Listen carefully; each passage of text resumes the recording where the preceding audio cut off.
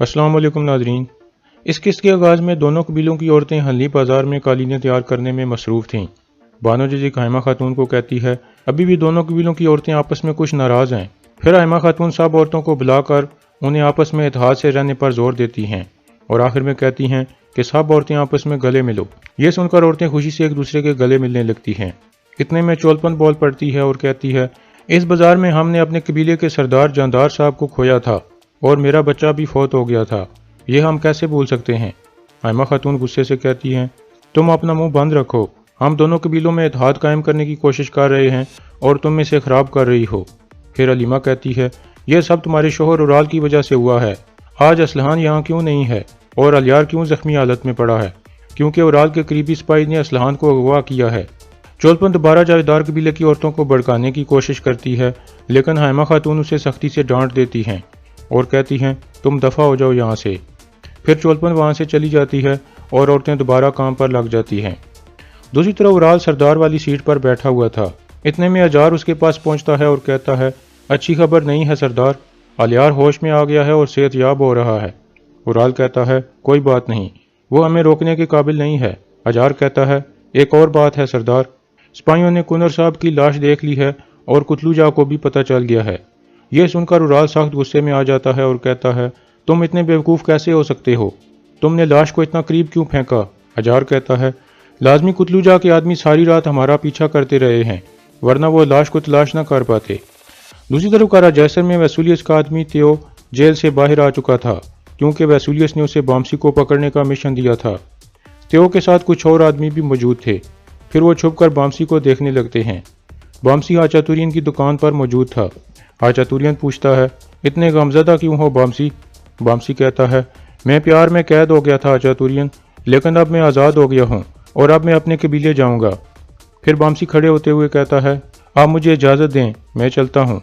यह कहकर वो चल पड़ता है। यह देखकर तेओ भी अपने आदमियों के साथ उसके पीछे चल पड़ता है। दूसरी तरफ अर्तुरुल और तुर्गुत जंगल में एक जगह बैठकर वसूलियस के आदमियों का इंतजार कर रहे थे। इतने में एक सिपाही आकर कहता है सरदार वो आ रहे हैं। यह सुनकर वो आगे आ जाते हैं और उन आदमियों को देखने लगते हैं।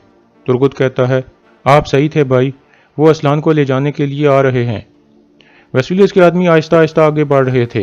अर्तुरुल कहता है हम तब तक हरकत में नहीं आएंगे जब तक हमें इनकी असल मंजिल का पता नहीं चल जाता।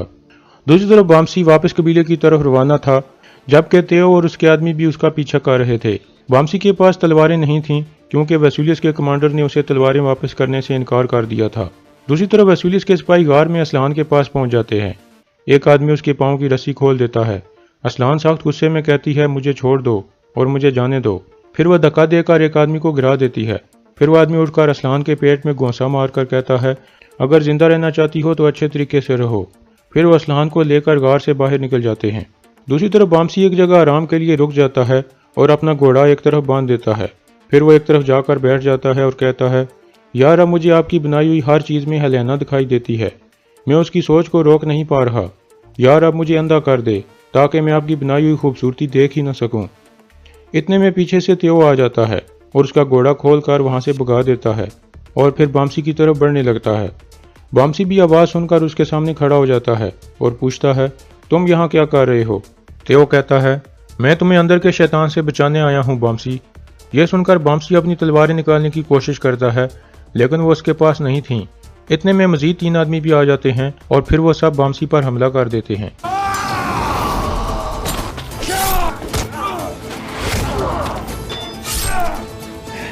इस लड़ाई में बामसी तेओ के 2 आदमियों को मार देता है, लेकिन फिर तेओ उसे गिराने में कामयाब हो जाता है और उसका एक बाजू हिला देता है, जिससे बामसी का बाजू बेजान सा हो जाता है। लेकिन बामसी दोबारा खड़ा होकर तेओ के तीसरे आदमी को भी गिरा देता है। फिर तेओ दोबारा हमला कर देता है।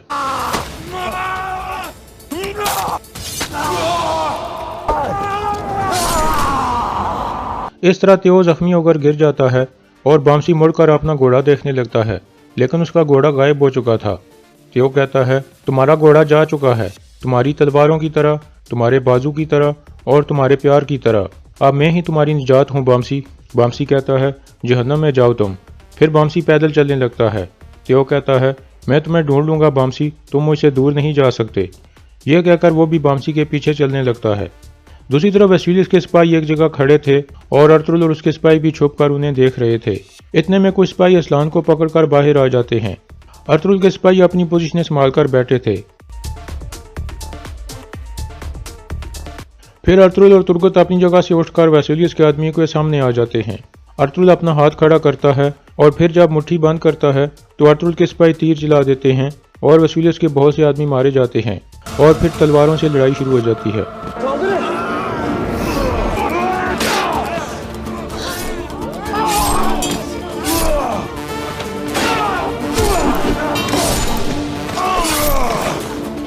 कुछ ही देर में एक आदमी के अलावा वसूलियस के तमाम आदमी मारे जाते हैं और वो आदमी अपना खंजर असलान की गर्दन पर रखकर खड़ा हो जाता है। अर्तुगरुल अपनी तलवार पीछे कर देता है और खंजर की तरफ हाथ बढ़ाता है।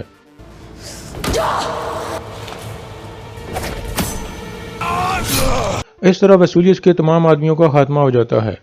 अर्तुगरुल असलान के हाथ वाली रस्सी काट देता है। असलान पूछती है, अलियार भाई कैसे हैं? उनके लिए जाल बिछाया गया था। अर्तुगरुल कहता है, वो जख्मी हो गया था लेकिन अभी वो ठीक है। असलान कहती है, अल्लाह आप पर राजी हो अर्तुगरुल साहब, आपने मुझे और मेरे भाई की जान बचाई है। अभी मैं जल्द जाकर अलियार भाई से मिलना चाहती हूँ। अर्तुगरुल कहता है, पहले हम हल्ली बाजार के सराय महल में जाएंगे, अमीर सादुद्दीन आपका इंतजार कर रहे हैं। इसके बाद वो सब वापसी की तरफ रवाना हो जाते हैं। दूसरी तरफ बामसी एक जगह बैठकर आराम कर रहा था और अपने आप से कहता है, वो बदमिजाज आदमी सही कह रहा था, हेलेना ने मुझे आग में फेंक दिया है और मुझे जहन्नम में डाल दिया है। इतने में त्यो भी वहां पहुंच जाता है और कहता है, मैं आ गया तुर्क। बामसी खड़ा होकर कहता है, या तुम या मैं, आओ फिर। इस तरह दोबारा उनके दरमियान लड़ाई शुरू हो जाती है।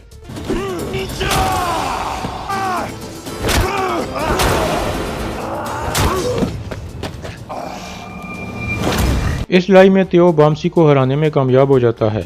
बामसी गिर जाता है और त्यो अपना खंजर निकाल लेता है। बामसी दोबारा उठकर बैठ जाता है। त्यो कहता है, वक्त आ गया है। बामसी कलमा शहादत पढ़ने लगता है और फिर त्यो वार करके उसे गिरा देता है। दूसरी तरफ अर्तुगरुल असलान को लेकर हल्ली बाजार में पहुंच गया था। सब लोग उन्हें देखकर खुश हो जाते हैं। कबीले की खवातीन आकर असलान को खुश आमदीद कहती हैं। आयमा खातून और अलीमा भी वहां आ जाती हैं। अर्तुगरुल उन्हें कहता है, असलान खातून काफ़ी थक गई है, इसका ख्याल रखें। फिर अर्तुगरुल अंदर की तरफ चल पड़ता है। आयमा खातून और हलीमा असलान को खुश आमदीद कहती हैं। फिर असलान कहती है, हलीमा खातून आप मेरी गुस्ताखी को माफ़ कर देना, अल्लाह आप सब पर राज़ी हो। इतने में चोलपन भी आकर असलान को मिलती है। असलान पूछती है, उराल भाई कहाँ हैं? चोलपन कहती है, वो कबीले में हैं, वो तुम्हें देखकर बहुत खुश होंगे। असलान कहती है, तो वो कबीले में बैठकर इंतज़ार कर रहे हैं कि कोई और आएगा और मुझे बचाएगा। मुझे सब पता चल गया है, अब मैं सब ठीक करूंगी और तुम दोनों के मंसूबों को तबाह कर दूंगी। फिर आयमा खातून असलान को लेकर अंदर की तरफ चल पड़ती हैं। दूसरी तरफ अर्तुगरुल दुआन से पूछता है, बामसी के बारे में कोई खबर है दुआन?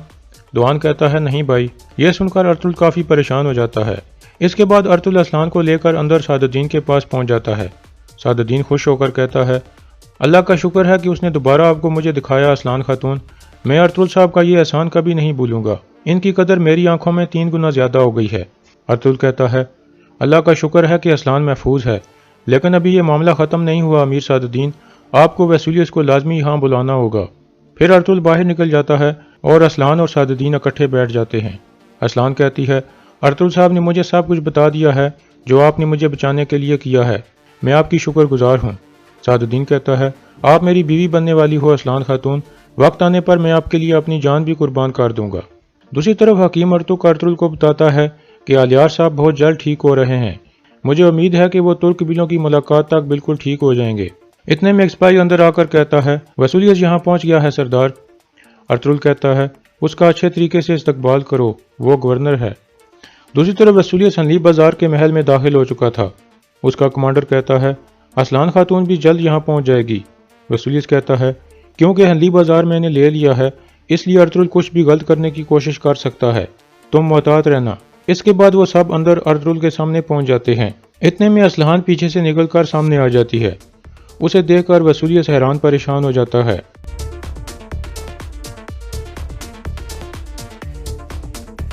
फिर अर्तुगरुल कहता है, मैंने सुना है कि तुम अमीर साहब के साथ कोई मायदा करना चाहते हो वसूलियस, और मैं यहाँ तुम्हें तराजू में तोलना चाहता था ताकि देख सकूं कि तुम कितने इज्जतदार आदमी हो। और यहाँ इस किस्त का इख्तिताम हो जाता है।